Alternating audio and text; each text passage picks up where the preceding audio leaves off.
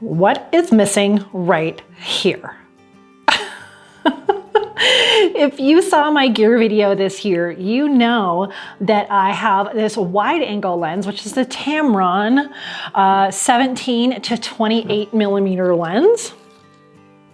That's my wide, it's a 2.8. And then I have my telephoto, which is the Sony 70 to 200 2.8 G Master. I do not have that middle lens. And I had said I really wanted one by the end of the year. I have two. Ha!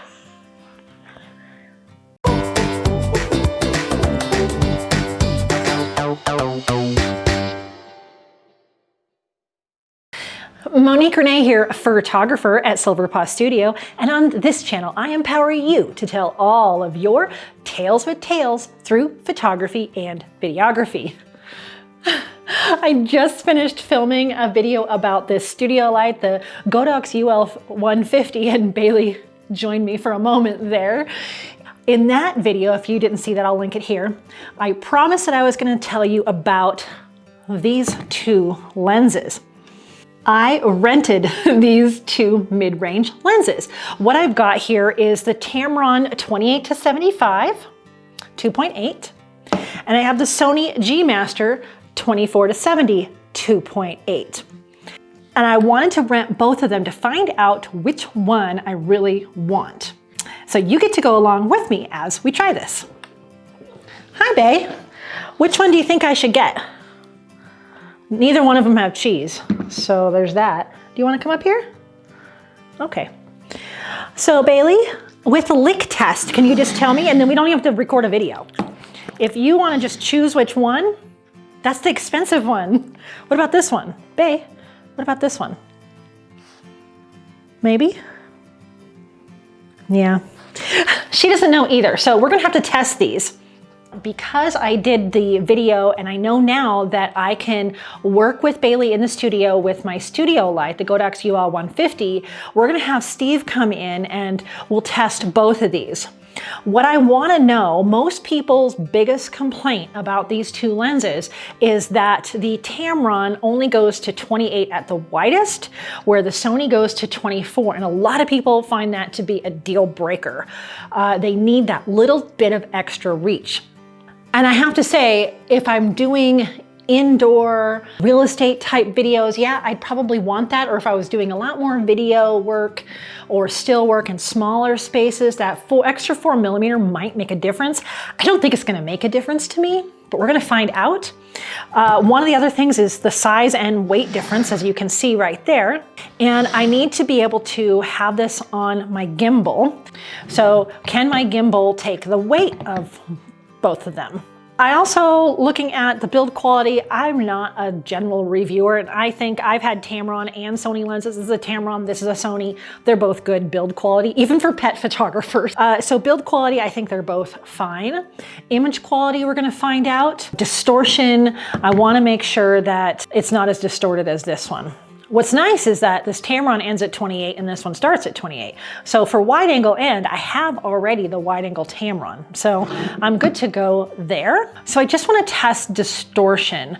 And so when Steve comes into the studio, when we photograph Steve and Bailey, I'm going to use both of these lenses like I did in that UL150 video on each of the cameras. So here I've got the Sony A9 II and here's the Sony A7R III. If camera gear for pet photography is interesting to you, I do an update video every January on my gear. And so January 2021, I'll be talking about all of my gear again, because I will be adding one of these lenses and we may be adding another camera as well.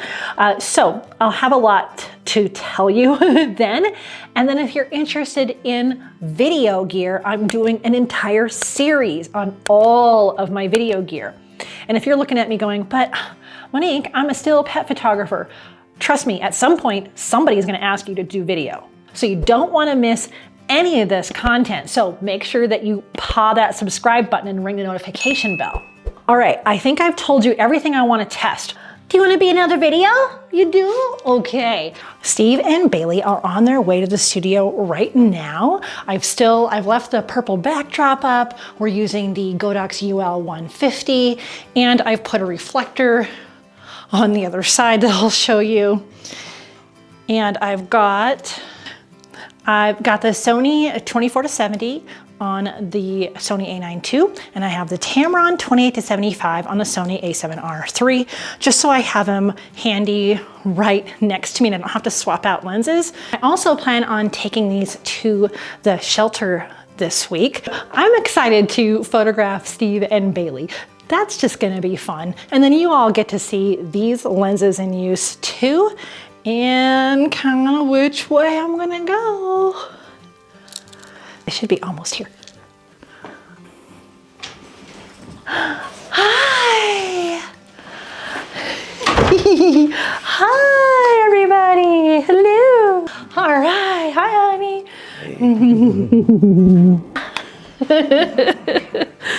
I've got the Godox UL 150 here. I've got both cameras ready to go there. And Steve in a chair there. Hi, Steve. And over here is my 5-in-1 reflector. And that's it. So we've got a continuous light, the 5-in-1 reflector, and the cameras, the dog, the other model. And we've got a Savage purple backdrop, which isn't the widest. So it'll be nice to have a little bit more of a zoom lens. Okay, for reference, I've got both cameras on ISO 500. We're at 1/100th of a second, f/4.5 on both of these. The Godox UL 150 is set to 70%. I need at least 4.5 just because with 2 subjects, I want there to be good depth of field.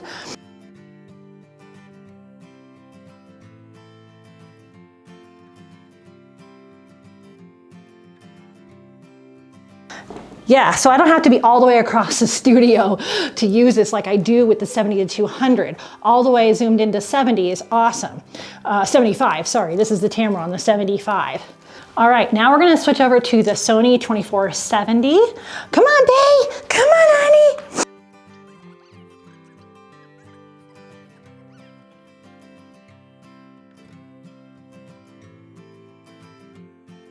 Let's do the very widest and see if we see a difference. I'm gonna be all the way to the carpet for both of these. All the way widest.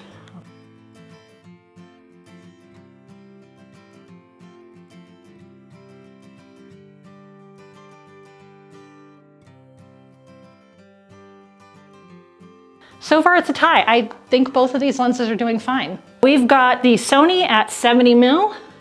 Let's see if it finds her eyeball. There's your eyeball. All right, we're all the way at 28. Yep, totally works.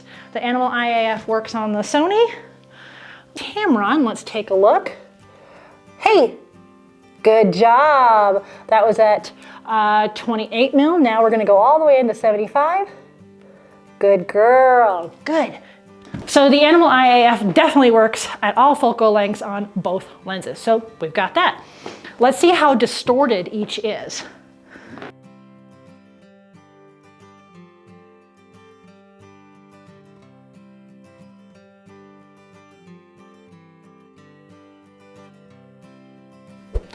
I think it's still a toss-up. I can't decide yet. Okay, so Steve and Bailey, thanks so much for being in this portion of the lens comparison. Still don't know. I still need to put them through a little bit more paces. Let's do this. Oof, this Sony one's getting heavier by the second. What do you think, bae? Which one? Yeah. Okay, Steve and Bailey went home, and so I put Wiggles in Bailey's place. So let's take a look here. I can see Wiggles' nose right about there is the closest I can get. Now that's at 28 mil. Let's see at 24 mils with the Sony. G Master. That's as close as I can get.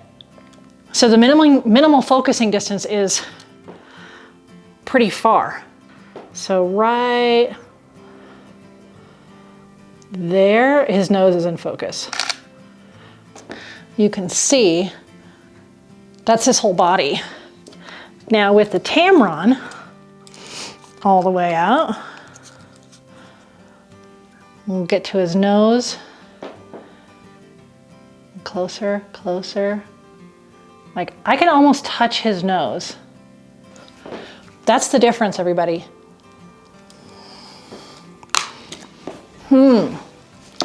That might be a deal breaker for me. I like sometimes to get those really exaggerated nose or a cat's paw coming straight at the camera. And if the Sony lens is only gonna let me get this close, and I can get like a foot closer almost with the Tamron, I'll look up the specs and I'll let you know for sure, but in this test, I could be almost on Wiggle's nose, almost right here, whereas with this one, I was probably way over here. That doesn't seem like a lot, but it's definitely a lot. Something to think about. Hi, Acorn. Hello.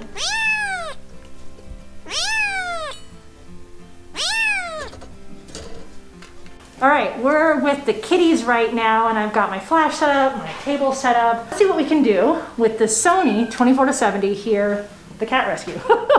We have scarves.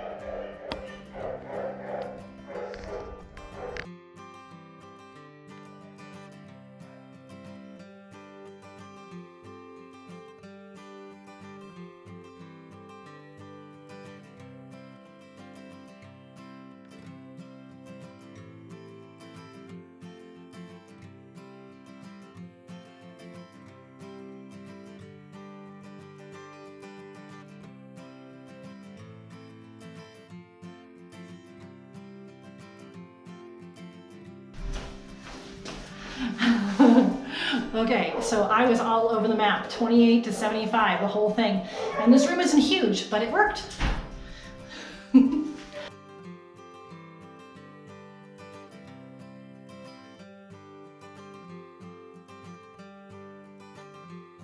I have used both of these lenses for the week that I've had them rented, and they're actually due back in 1 hour. So I'm cutting it close, but I was able to do tests with just Bailey and with Bailey and Steve, and then also at the animal rescue with the dogs and the cats. What are my conclusions? Here's some of the things that we were concerned about in the beginning. Let me get my notes here. In the beginning, we were concerned about the widest end not being wide enough on the Tamron. So the Tamron is 28 to 75, so the widest is 28, where the Sony, the widest is 24. I didn't see that being a disadvantage at all. If you are a real estate photographer, that might make a difference. Along those same lines, distortion. I didn't see any significant difference in distortion in the final images. Now, because the Sony goes out a little farther to 24, you do see it from the 24 to 28. There's a definite little bit more elongation, things like that. So, of course, you're gonna see that at the wider end, but one being particularly worse than another for pet and people photography, I didn't see it. Kind of the range for either one of them is just fine. Build quality, they both kind of seemed the same. I am not generally a gear reviewer, but they've been fine. And like I said, I've had Tamron and Sony lenses and they've both been fine. Weight, I've made a note. Okay, I was right on the weight. The Sony lens is 1.95 pounds, nearly 2 pounds, where the Tamron is 1.21 pounds. So almost 0.8 pounds difference. That's huge. Now, I looked up, my main reason for worrying about that was weight on my gimbal. And it turns out my gimbal can take up to 6.61 pounds. So either one of these would be fine with either one of these cameras. However, the longer you use a gimbal, the sorer your arm and shoulder becomes. So you want to have a light kit. And you can see how much longer this is. I ran out of time to balance it on my gimbal, but there is a size difference. So here's the actual length, which matters when you're balancing on a gimbal as well. Image quality seemed great on both of these, and they both performed on the Sony cameras. So Animal Eye AF worked, all the different functions worked. Obviously, one of the differences on the Sony is that you have this exterior buttons to turn on and off autofocus, and you can set these buttons. But I found I never use that, so it doesn't really matter. I just have autofocus versus manual focus on my star menu. Since everything else seems to stay the same, build quality, distortion, image quality, use with my camera, all that seems pretty comparable. Here's the 3 things that I'm using as a reason to choose one over the other, because I still haven't told you which one I've chosen. Number 1, for me, is the minimal focus distance. That really is a game changer for me. I looked it up. The Sony minimum focus is 1.24 feet, 1.25 feet, where the Tamron is 7.5 inches. That makes a huge difference, especially if you're like at a shelter and you're handling the dogs yourself, or you're just on a leash, or you're in a smaller area. That to me is huge. I like to get nice and close sometimes. I really just love to be able to have a close focus distance. It drives me nuts when I can't focus closer than 1.25 feet. That just seems crazy to me. Huge. So that's number 1, minimal focus distance. Tamron gets a check for that. 2, the weight and size. You can clearly see this Sony is, I know it's only 3/4 pounds, but it makes a huge, huge difference. And this one's just so much lighter and smaller form, which is part of the reason for going mirrorless, right? So Tamron wins on weight and size as well. And then the third factor, I'm sure you all know already, is the price. At this point of recording, the Sony lens is $2,000 US. Which Sony lenses are excellent. It's probably worth every penny. However, the Tamron's $879. Huge, huge difference. So what's my final answer? I think you probably guessed it. It's the Tamron. I'll be sending both of these back in the next few minutes to the place I rented them from, but you know that the Tamron 28-75 2.8 lens is going to be in my bag by the end of the year. I'm so happy that I've chosen finally a lens to be in the middle of these 2 lenses. I'll have the wide, I'll have the mid-range, and I'll have a telephoto. This is kind of the trifecta, right? And it's taking me, I don't know how long I've been in business, 15 years, 5, 6 of those as a pet photographer, and I've never had the trifecta. Well, I really hope that this pet photographer review of these mid-range lenses was helpful to you if you're searching for that lens for your kit. And if you like this video, you're sure to like these videos as well. And as always, I wish you many woofs, purrs, and TREATS's.